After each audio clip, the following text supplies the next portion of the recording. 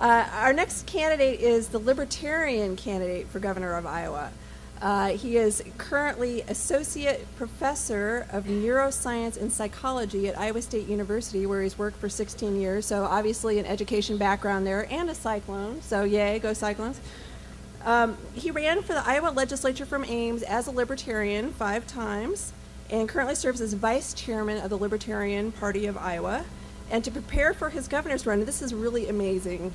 He lost 144 pounds since July 1st. So, I think I have to say he's got Jonathan Narcissus beat on the weight loss. So let's welcome Eric Cooper.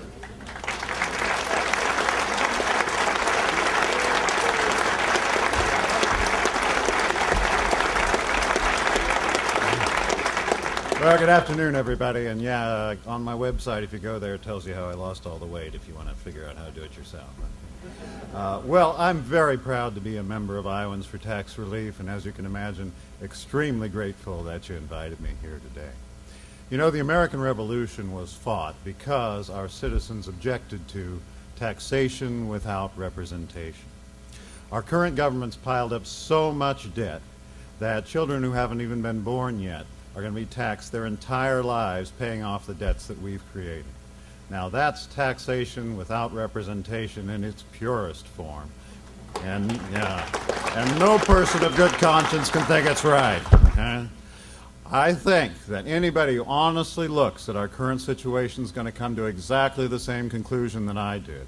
And that is, if we're going to ever dig ourselves out of the hole the government's created for us, the government has to get very much smaller, very quickly. Now, what I want us to consider is a return to the Jeffersonian notion of small, limited government. In other words, the libertarian notion of what the government should be. It's the notion that made us the greatest nation in the world, the greatest creditor nation rather than the greatest debtor nation, and made us a beacon of freedom to people all over the world. What Jefferson pointed out was, the government in a society is the institution that's allowed to use force, physical violence. There are certain activities that require force, and the reason why we need a government is in order to perform those activities.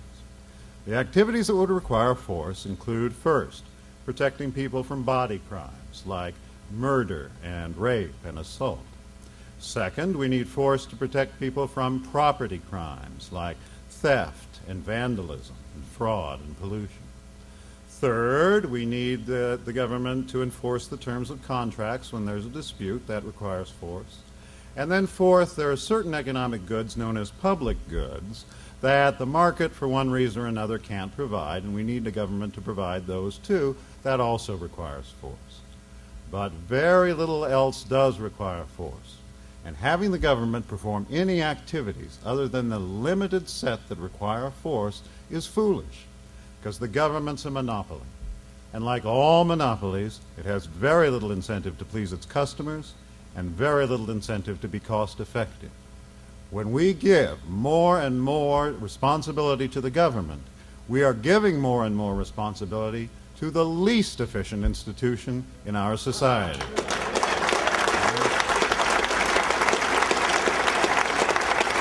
So what I'm advocating is a return to a sort of government that was limited to the activities that require force.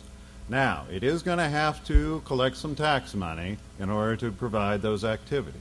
But when it collects those taxes, they need to be taxes that don't distort the market. And I think if we had a real limited government, we probably could get by with just having a small sales tax with maybe food, clothing, and shelter exempted. And if that is insufficient, then maybe a flat income tax that doesn't penalize productivity. But that's all we need.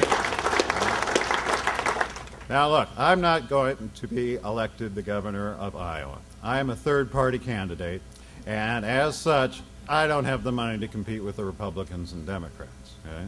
My goals are two in this election. Number one, I want to start a real dialogue with my fellow Iowans about the notion of smaller government, a dialogue that I think the major parties have been very reluctant to have.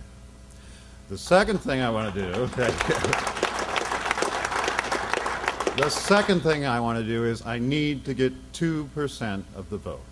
The reason I need to get 2% of the vote is, under Iowa law, the Libertarian Party can gain major party status if our governor candidate can get 2% of the vote.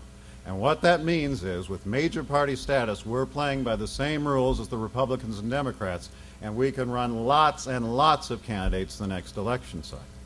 The goal of Libertarian candidates is not to win elections. The goal of our candidates is to get 10% of the vote on a regular basis. 10% is enough to decide the election between the Republican and the Democrat. And if we can get 10% on a regular basis, it forces the major parties to start stealing our issues in order to poach our voters. And I would say, anybody who wants to steal my issues, take them. They're yours. Okay? This has been done in American history. The populists did it in the 1890s. The socialists did it in the 19-teens. They got everything they wanted without winning elections, and we can do it too. What I would say to you is, come late November, I think you're going to find the Republican candidate is going to have a huge lead in this election. I mean, I think it could be as big as 7%. And if it's that big, what I want you to consider is, I think you can do more for the cause of smaller government by helping me get the 2% I need than adding one more vote on to the major party candidates' total.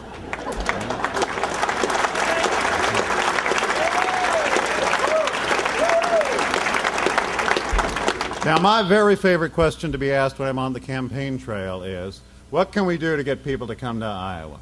And here's what I say. You know, once upon a time, Iowa had the greatest immigration campaign in the history of the world. It was a word-of-mouth campaign that took place about 1850, 1860 in the beer halls of Munich and Bavaria. And it went like this. Have you heard about Iowa? It's in America. They don't care where you're from. They don't care what language you speak.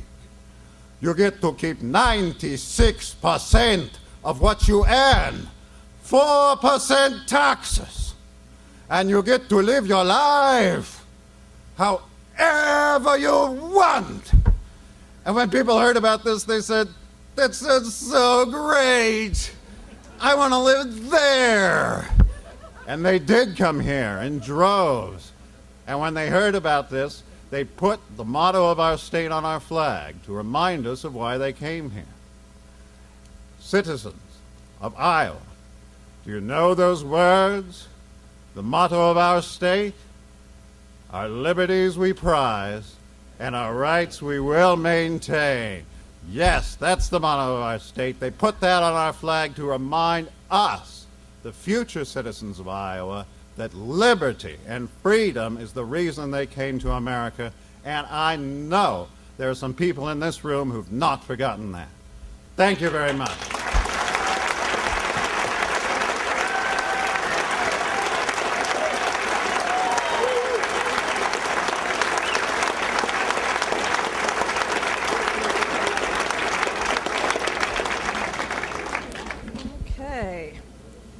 And economical with words, he had 34 seconds left.